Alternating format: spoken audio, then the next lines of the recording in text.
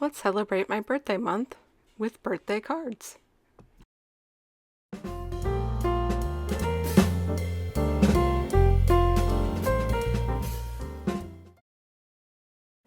Hi, I'm Stacy and welcome to my channel. I hope you enjoy and are inspired to create.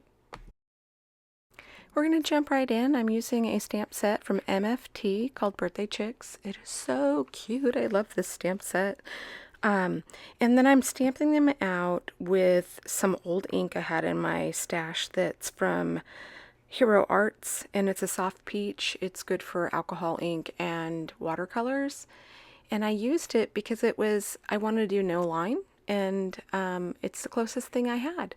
So I'm going to go ahead and stamp these guys up. And as you saw, I laid them out in my MISTI. I've got a waffle flower grip mat in there, and that's what's holding my paper in place. And then I'm going to line up this other little chick. And my thought process behind these was reminiscent of 16 Candles. You know, the scene at the end of the movie where they're sitting on the table with the birthday cake with the candles in between them. That was my thought process. I don't know if it quite came out that way. Maybe with a table underneath them it might have worked, but that's where the direction I went in this. And I'm going to tell you, this card gets super ugly before it gets pretty, right? And I almost gave up with these first two chicks, like really. And then I was like, oh, this is not what I wanted. That's not the purple I wanted to use for the shading. It's too much contrast. Well, I was wrong. I am very pleased with this card in the end, so keep going, because that's what I did. I decided that I wanted to keep going and see where it went, because I've said it to you guys before, and I no one wants to stamp something out and throw it away, right? So I just kept going. And so, what is birthday month of birthday cards? This June is my birthday month, and I wanted to do a little series called Birthday Cards. So I'm going to be focusing on birthday cards. That's what you're going to see from me this month. But I'm probably going to throw some other cards in there, and most likely I still have to make a Father's Day card for my husband. So when I do that, I'll probably share that one too. But my plan is to focus on birthday cards and have a little mini series for you. But that doesn't mean I'm not going to have other cards up. And I want to do at least one video per week for this series. I'll try to do more. It's just depends on how much time I have. And I just colored the little chicks up, and look, they're not perfect. Like, I'm outside the lines. When you don't have a black line to go on, you can fudge it. Like, you can actually take it and extend lines, or even cover up lines if you want to change the shape of their little bodies. You'll see that they didn't get feet. And I just kept working. The brightest thing in this card are the chicks, and then I try to keep like the purples, because yellow's complementary color, I believe, is purple. So I wanted to keep those more on a desaturated side. The shadows aren't completely accurate, but I try to give some realism so that when you look at this card, you don't look so close. You get this impact of they're in a room and it's bright. You know, like, it's dark, but the candles are really lighting them up. And I think that it was pretty successful. And you guys, I've never done anyone this scene before, or anything this intensive. So, and it's kind of fun. It's fun to push myself and try to do something that is different than what I've done before. And I encourage you to do that, because when it works out, it's a good feeling, and I want that for you guys too. And as you can see, I started out adding their shadows and the shape of their shadows. And when I put the cupcake shadow in there, I realized that's how it should look. And those shadows from those chicks should be cast behind them a little bit. And if they're both being lit from the center, I was like, all right, let me see if I can, fix that. So you'll see that changed. And on these larger backgrounds, a lot of times I don't use the very tip of my marker. I use the side, and then lay out the ink. In this part, when you do your colored pencils with the Gamsol, wait until after you're done with all of the markers. I should have done that.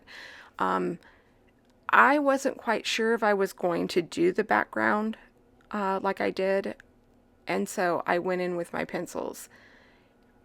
In the finished card, you can see that it picked up some of it, and you'll see it as I continue to color it. It picked up some of that color pencil, and it's got a couple little shiny parts. It should be okay. Like, my marker should be okay, but it might be able to clog the nibs or ruin them.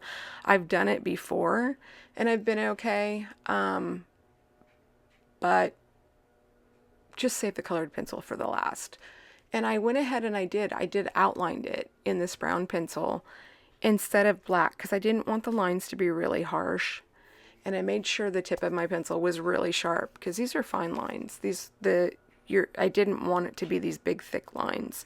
But you'll see I'm not perfect when I'm outlining them, and they get kind of wonky, so then I have to go in and add shading to kind of clean that up. But whoever receives this card won't notice all that. They're just going to see that scene and see that it looks like it's glowing, So, what have you guys been up to? I feel like if I just talk completely about the coloring, because right now I'm just working on adding the shadows and blending them out with the Gamsol. And that in that container is a cotton ball with Gamsol on it, versus having the bottle out or, dipping it into a container that I could potentially spill. So I learned that trick from Sandy Allnock. I like it. That cotton ball I moistened, I don't know, a couple months ago, and it still has Gamsol. But if you have an airtight container, unlike me, I'm cheap. I used spice, a spice thing that I cleaned out, and it works pretty well. So what have you guys been up to? What's the weather like in your area? I mean, up here, it's already in the hundreds up here. We went from being cold with downpour just a couple weeks ago, having the heater on, and I knew the heat was coming. I knew it, and we're in the hundreds. We're in triple digits, and the AC's on constantly, and my sinuses are miserable. It's making me miserable, guys. So, anyway, yeah, I'm not looking forward to the heat, and it's just barely starting, so what's it like in your area? Hopefully you have some more cooler weather, or weather that's a little more pleasant. So here I'm just casting those shadows towards the back, and I realized that my markers were low, so I got out my scale, and you weigh them by grams. And if you have the caps on and the nibs and everything in there, your markers should weigh around 14, I think, is a full marker. That last one probably didn't need much. I put some in there, and I overfilled them a bit. And I do that on purpose with my grays, because if I'm doing a background, I knew it was going to soak it all up, so it didn't bother me. And, I'm doing it haphazard because I was on camera, but I just set it on there and I keep adding it. Normally I go a little bit slower, but as you can see, it spilt down the side of the marker. It spilt on my scale. But I just cleaned it up and then weighed it again, and it was accurate. So watch what happens when your markers are full of ink like they should be and they're juicy. They blend so much better. And you may not be able to notice it on the smaller images as much as you can on these larger and a larger image or a background, because the smaller images you could just kind of work that and get it to blend. But on these larger ones, if your ink doesn't stay wet in that paper, it doesn't blend, because what you do is you saturate the paper and those inks blend with inside the fibers of the paper. And it was a much better blend after. So if you're struggling with your blends, or your markers are, they're dry, or maybe they're not, maybe they don't feel quite dry, but your background isn't coming out, it's most likely that. So if you have a scale, which that's my food scale, I weigh out my food. But it works for my markers too. You have to have a scale that'll weigh grams though. And I just continued to blend this background. Like, I went, and I think I kind of lost track. What markers did I use? So I just kept going back and forth. And I wasn't brave in the beginning. I started out lighter before I darkened it up. and I just kept adding and adding and adding, and I couldn't believe how saturated this paper was, and it held up. This is Neenah Classic Solar White 80-pound cardstock. And so, and I did that because I knew I was going to be doing the background and I wanted it to be able to hold the ink. I just didn't know if it was going to be this intensive, right? But yeah, I was chicken, so that's, if you go in and you're brave from the beginning, you don't have to do this many layers. I wasn't. Or if your markers are nice and full. So, and then I'm just, do you see the shadows cast by those little chicks that are stacked up on each other? And I didn't put their feet in. Did you notice that? I decided not to put their feet in. I was like, you know what? They're cute without them. The one doesn't have it that's kind of smushed. And I didn't want to try to draw them in, and I think it came out cute. And then originally I was going in with a brown pencil, and then I'm going in with a black, because when I darkened up this background, it needed something darker than a brown pencil for the shading. So that's why you're seeing that. And I believe I do go back in possibly with the brown pencil again. And then I'm just blending that out with Gamsol. And I even use, like on the hats, they have the brown pencils and the black pencils. So it's okay to use black over colors. I've done it in other videos. You can go in strictly with a black pencil and blend it out with Gamsol and you get beautiful looks. It adds a lot of contrast. It adds a lot of texture. It just makes your images pop. And I think even trying it with really pale light colors and using a black pencil for shading could be stunning. You can use regular pencils, like just graphite pencils. And so I'm going to go ahead and stamp out my sentiment here. Now, this is a centering ruler, I think is what it's called. I don't remember. In my last video, I don't remember I didn't know what it was called, but that's what it is. And so what I'm doing is lining that 0 mark up in the center, because with all this work that I put in there, I wanted my sentiment to be centered and straight. And I think it is.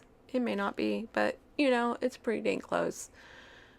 And then I went ahead and trimmed this down about 1/8 of an inch on each side, and then attach it to a black mat, and then I'm going to attach that to a card base. Now I'm going to go back in, because I was not happy with those shadows. Those shadows were a little too sharp going down. I want them to kind of blend out a little higher up. So I went ahead and went in. With this heavyweight cardstock, it wasn't going to bleed through my card, and it didn't. But I would try to do this before you attach it, because you have the possibility of it bleeding through. There's the finished card. Isn't it cute? I think it came out so good. Does it have 16 candle vibes? Well, thank you for joining me for birthday month of birthday cards. If you enjoyed, please like and subscribe, and I'll see you guys next time. Bye.